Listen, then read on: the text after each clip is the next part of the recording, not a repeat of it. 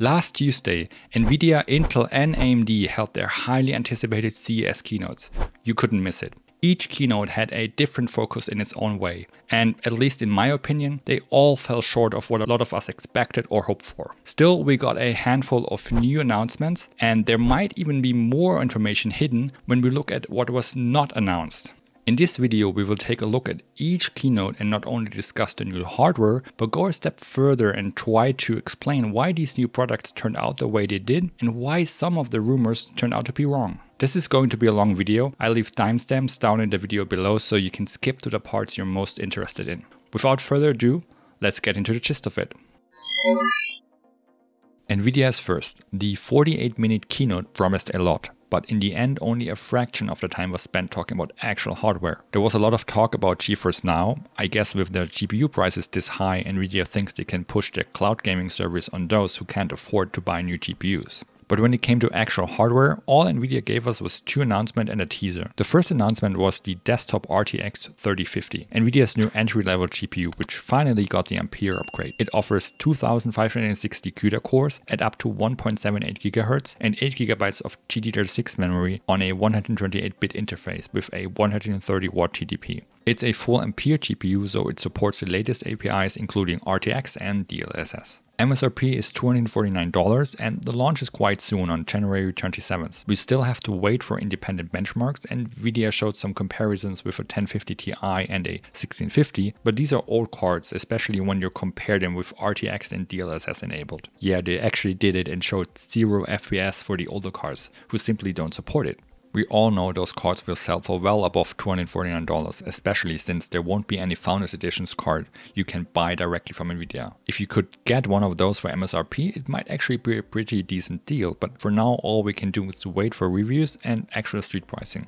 Then we got two new mobile GPUs, the RTX 3080 Ti and the 3070 Ti for laptops. The 3070 Ti mobile is based on the same GA104 GPU as in the mobile 3070 and 3080 and slots right into the middle, nothing to be excited about. The new 3080 Ti for laptops, on the other hand, is more interesting because Nvidia is using a new GPU die. So far, all Ampere-based mobile GPUs are based either on GA107, 106 or 104. The larger 102 die, which is used for the desktop 3080 and up, is just too large and power hungry for a laptop GPU. But the laptop 3080 is already using the full spec'd out GA104 chip. There is no room for improving performance. So in order to deliver a laptop class GPU with more performance, Nvidia specifically designed the GA103 die, which sits in between the GA104 and the larger GA102. That way Nvidia can up the CUDA core count to 7424 and deliver more performance without having to use the massive GA102 chip. On top of that, the 3080 Ti laptop will always come with 16GB of VRAM and uses faster 16GB per second memory. It's still behind a desktop 3080, but quite a lift up for mobile.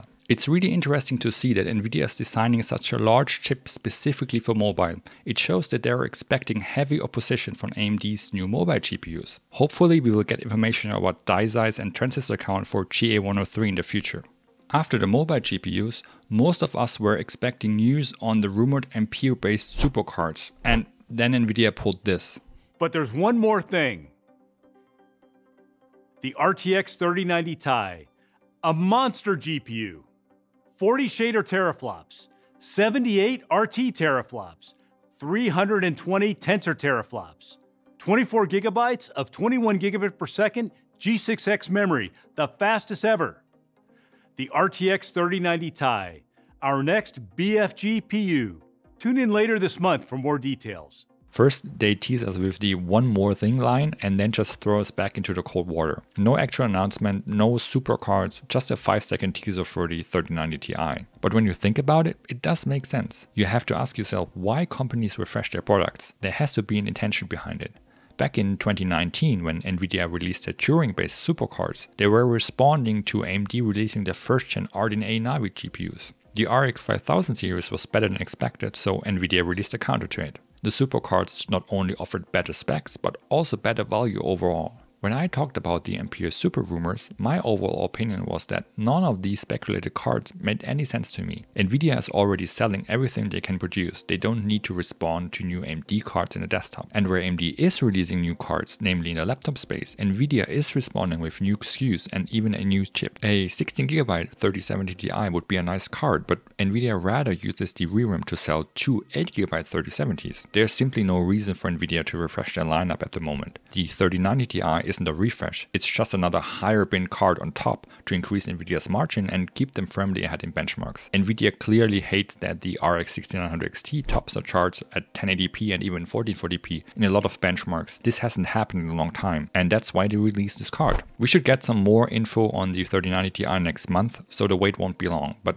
from what we know, it's a 3090 with a tiny increase in CUDA cores, 10% more clock speed on core and memory, and almost 30% higher TDP at 450 watts. Let's not even speculate about the price, we are getting close to small card territory. Nvidia spent more time talking about the Omniverse and self-driving cars than upcoming GPUs. The RTX 3050 might be interesting if it sells close to MSRP, but that's very unlikely, and two new mobile GPUs aren't that exciting. All in all, I was a bit disappointed by Nvidia's keynote, but to be honest, I don't know what we could have expected. The chip shortage is still in full force, there just isn't room for any exciting new developments. Lovelace is still too far out to talk about, and as a result, Nvidia focused on other parts of their efforts like GeForce Now, the software stack, and AI applications. The presentation seemed more tailored to investors who wanted to get an overview of Nvidia's general direction, not focusing on products for gamers. Next up is Intel. Let's see if they did better.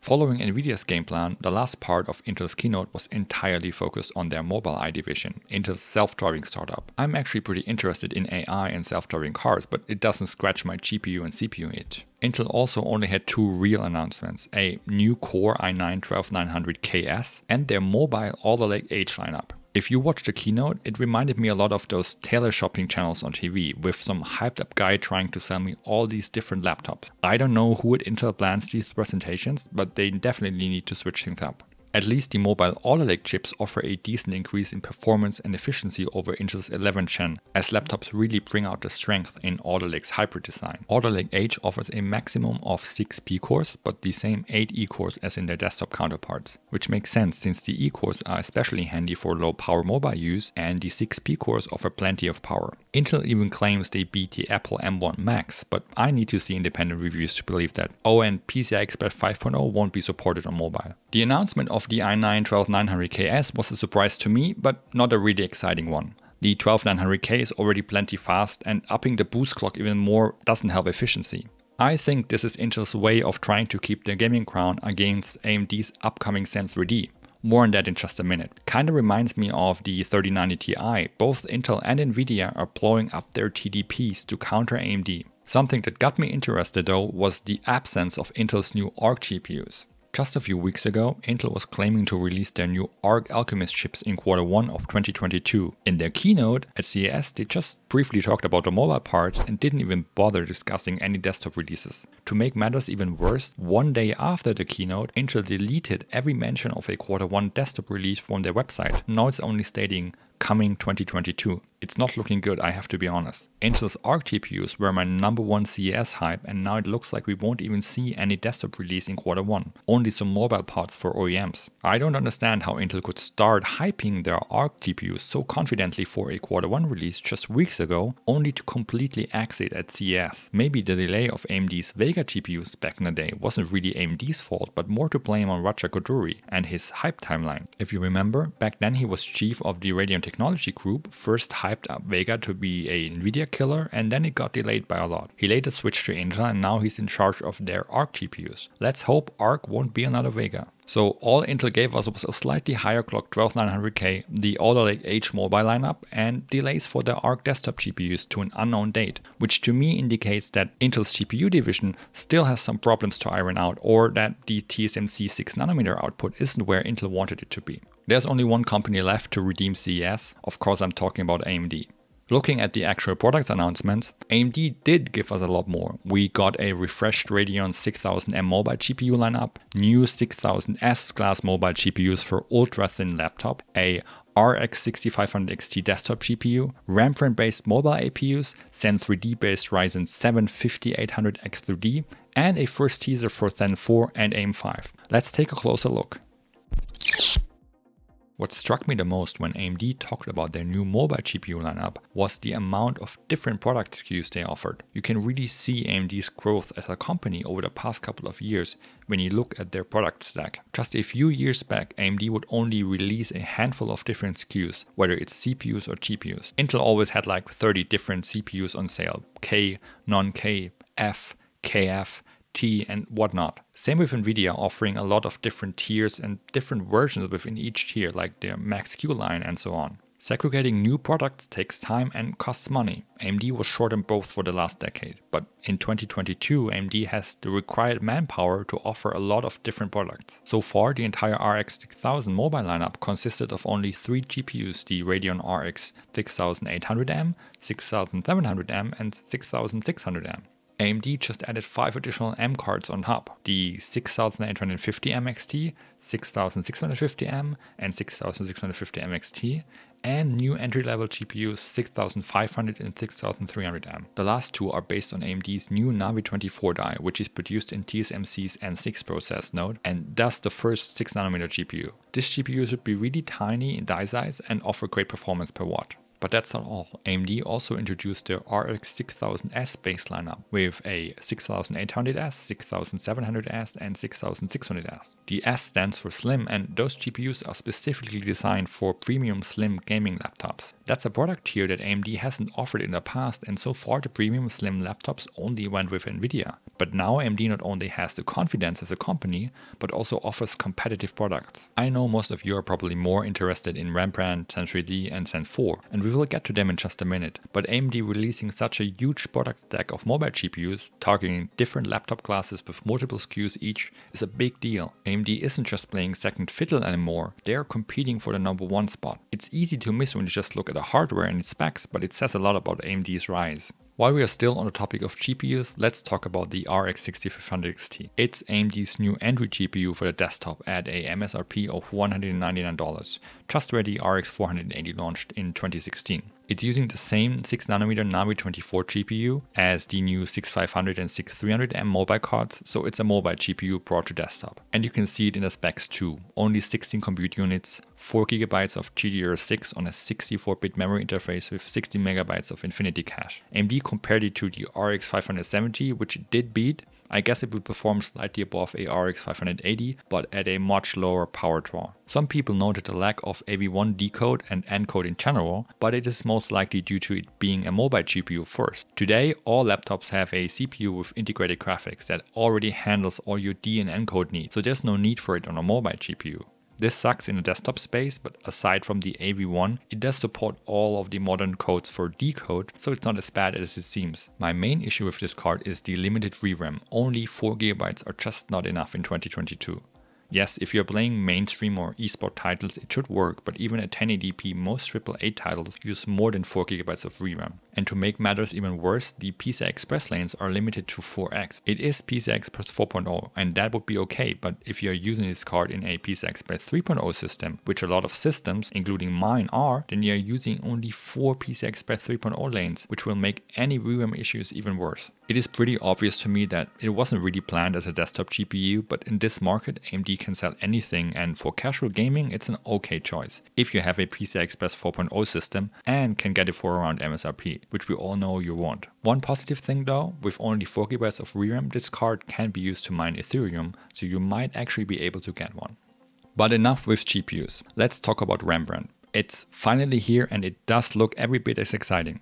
Up to 8 Zen 3 Plus cores, 12 RDNA 2 base compute units, and low power DDR5 support, all produced in TSMC's new 6nm process. The Zen 3 Plus cores are tuned for more efficiency, but the most important part is the new integrated graphics. I've talked about it before in my Ryzen 6000 Rembrandt video. Not only does AMD switch from Vega to RDNA 2, the introduction of low power DDR5 drastically increases memory bandwidth and thus allows for much higher integrated graphics performance. I even expected only up to 8 compute units, so seeing AMD at 12 of them is even better. AMD did cheat a bit when it comes to their direct comparisons with the 5000 series APUs, comparing 15 watt SKUs with the 28 watt Rembrandt. But even at 15 watts, Rembrandt should deliver over 80% more GPU performance, which means it might be actually the first APU that is able to power modern games in 1080p medium to low settings, especially if you combine it with AMD's FSR. The 12CU versions of Rembrandt can compete with entry-level GPUs like Nvidia's MX450, and I can't wait for first reviews to go live. AMD didn't only update the APUs, the whole platform got a facelift and now supports PCI Express Gen 4 on mobile, USB 4, Wi-Fi 6E and much more. If you're getting a laptop without a dedicated GPU, Rembrandt will most likely outclass Intel's mobile Alder Lake offerings. We still don't know if and when Rembrandt will come to desktop, and as the APU only supports DDR5, a release before AM5 is out of the question. If we are lucky, we will see Rembrandt come to the desktop in the second half of this year, maybe even before Zen4. But let's not get ahead of ourselves, because before that AMD still has Zen3D, and oh boy, it was an interesting reveal at CES, because everything is different than we expected it to be. Back at Computex, when AMD first showed a Zen3D with 3D recache, it was a Ryzen 9 5900X prototype. Zen3D was supposed to launch in the high-end 5900X and 5950X first, maybe later in lower SKUs. But at CES, Lisa Su announced only one 3D stacked CPU, the Ryzen 7 5800X 3D. First, I really love that name, though I would have guessed a step up to Ryzen 6000 in a desktop. And secondly, it's a really interesting product. Why didn't AMD announce more SKUs like a 5900X3D or 5950X3D? For all we know, they clearly had prototypes of those CPUs. AMD's chiplet design means the same chips are used for the consumer and enterprise parts alike. A Zen 3 chiplet can go into a Ryzen CPU or into an EPYC CPU. The same goes for Zen 3D chips. AMD's Milan X based server CPUs are already being shipped since last quarter. As I explained in my Zen 3D video, extra L3 cache doesn't improve performance with every application, and games are benefiting the most from it. By releasing 3D recache on the 5800X 3D, you create the ultimate gaming CPU. You're not attacking the higher tier SKUs when it comes to multi-core applications performance, and most importantly, you don't have to use too many Zen 3D chiplets on Ryzen products, so more are left for the EPYC server CPUs.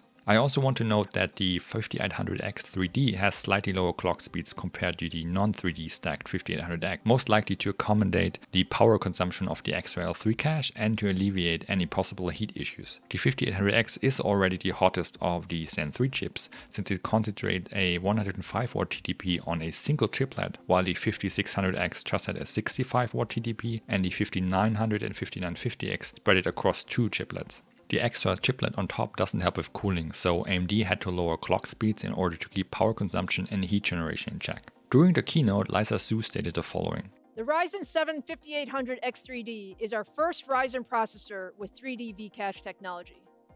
This indicates to me that AMD is planning more 3D stacked GPUs in the future depending on how they perform in the market. But there are two things I'm still concerned about. First is the release time frame. With Zen3D already being shipped in Milan X, I was expecting a launch in early 2022, maybe even January. AMD said that the 5800X 3D will launch in spring, which could be as late as early May. I'm sure they would tell us a precise date if they knew already, but so far we have to wait and see when the thing actually launches. And second is surprising, the existing Zen 3 CPUs aren't cheap to begin with. I think a 5800X 3D might be even priced above a 5900X. Plus, the later Zen 3D enters the market, the more people will be inclined to just wait it out until Zen 4. What's good though is that AMD announced Zen 3D will be supported on 400 series mainboards, so my plan to upgrade from my Ryzen 5 3600 to Zen 3D still stands. The only question is when. And last but certainly not least, we got a Zen4 and AM5 teaser from AMD. Not much new information here. We knew AM5 was a LGA based socket. I already made a video explaining why AMD is making the switch. Zen4 is still on track for the second half of this year, and the crazy heat spreader leaks from Executable Fix on Twitter got confirmed too. It's a really interesting design and many are wondering what AMD is trying to do with it. I think it has to do with the capacitors on the CPU itself. If we take a look at Intel's Alder Lake, there are a lot of capacitors on the back of the CPU, surrounded by the pin pads. Back when Executable Fix leaked the Zen4 heat spreader design, he also leaked the backside of the CPU, which only consists of pin pads. AMD is using a smaller PCB that doesn't allow for the placement of pads and capacitors at the backside of the CPU. That means AMD has to place the capacitors on the front of the CPU. Looking at the images AMD showed at CES, we can clearly see multiple larger groups of capacitors clustered around the side of the PCB. But with Zen4, AMD is also making the switch to LGA, and with LGA you need to exert pressure on the CPU to keep it connected to the mainboard pins. If AMD would have gone for a larger heat spreader like Intel with Alder Lake, they wouldn't have the room for all the capacitors on the front. But they also need a couple of attachment points to safely push the CPU into the mainboard. That's why the Zen4 heat spreader looks so strange. Rather than looking at it like a smaller heat spreader with these strange octopus-like intentions, think of it as a really large heat spreader with cutouts for the capacitors, since they can't be placed on the back. This more compact design also allows for cooler compatibility with AM4, which Intel doesn't offer for their Socket 1700. Overall, I think it's a great approach from AMD, and when it does look a little bit weird at first, I really dig the look. Form follows function, as it should be. Well, that's it. All of my thoughts on the CES presentations from Nvidia, Intel and AMD. We didn't get as many new announcements as we hoped for, but when considering the current market conditions, it all makes sense. My biggest disappointment was the apparent delay of Intel's desktop ARC GPUs, and that we still don't have an actual release date for Zen3D. My top announcement was Rembrandt in general. I'm really looking forward to independent reviews to see if we really got the APU performance jumps we all hoped for. I'd like to know your opinions on this year's CES, were you disappointed or not, and what's your favorite product so far? Leave a comment down below. As always, if you enjoyed this video, please leave a like, follow for more content, and see you in the next video.